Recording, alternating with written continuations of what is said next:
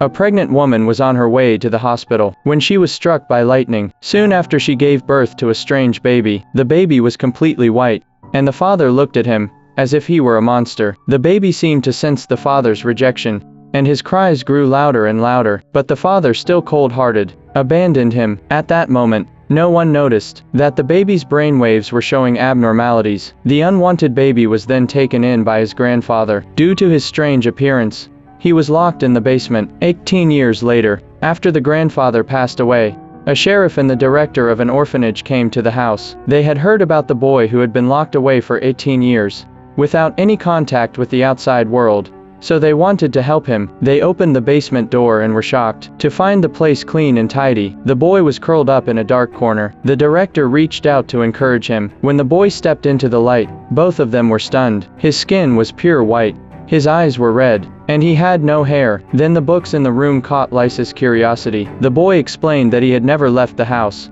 so he relied on books to learn about the world outside. Lisa pulled out a book and was amazed when he could recite it word for word. Surrounded by thousands of books, Lisa was in awe. She realized that the boy in front of her was a genius, but no one knew that this was only one of the boy's abilities. They decided to take him out of the house, but when he got close to a crowd, strange things started happening. All the police cars suddenly started blaring their sirens, and the radios began making strange noises. A police officer noticed that the roof of the house was covered with lightning rods, and according to the coroner's report, the boy's grandfather had died of natural causes, but there were signs of electric shock on his body.